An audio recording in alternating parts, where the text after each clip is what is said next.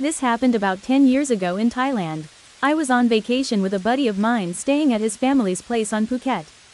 Couple days into the vacation we got bored and decided to rent two of those ridiculous scooters that looked like the illegitimate child of a Harley Davidson in a battery-powered wheelchair.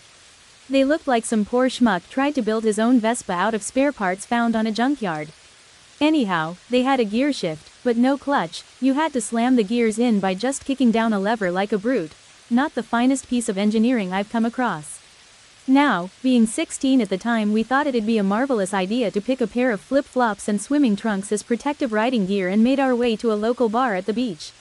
My friend got hammered pretty quickly on cheap booze and Singa beer, and we've stayed at said bar until around midnight. On our way home, wearing no helmet and Hawaii shirts dangling in the wind, we started speeding on this curvy road like any fearless man riding such sophisticated purebred racing machines would do.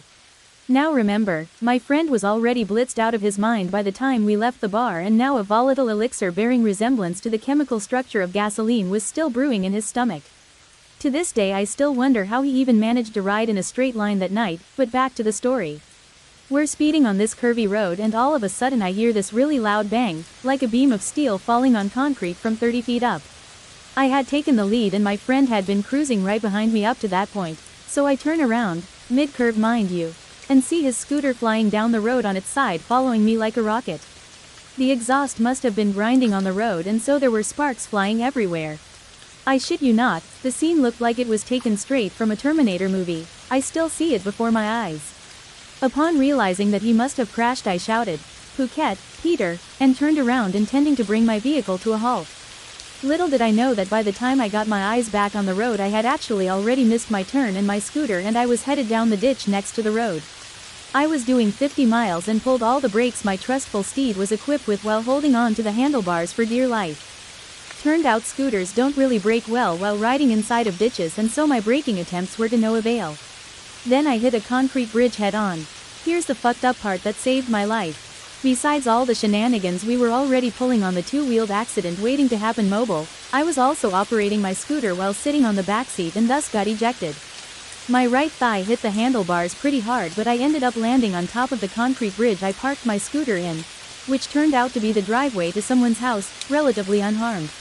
I passed out for a minute or two, and when I came by I ran back to take care of my friend. I found him screaming on the side of the road yelling out expletives about how it's all the damn scooter's fault. Some Brits who drove past the spot where we smoothly disassemble our rides gave us a lift back to our house, where the real aftermath of the crash became apparent.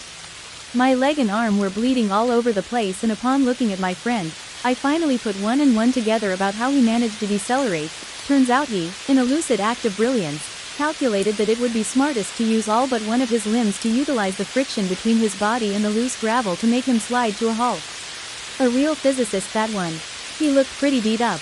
I took a quick shower to wash the tarmac out of my sore spots and went to wake up his parents in the middle of the night to take us to the hospital. At the hospital, the first thing they tell us is to avoid showering at all costs because the water is contaminated. I was like, great, thanks for the heads up. The funniest part of the story is this one though. They took us to some kind of makeshift at this really ungodly hour and started fixing us up like medics on a battlefield. My friend was kicking and screaming from the pain and still drunk as shit, which obviously the Thai doctors didn't know, and so they gave him morphine for the pain. When the drugs kicked in he started hallucinating and was rolling around in bed like a madman, politely asking to take away the fucking cats and dogs that were jumping around on his bed. Must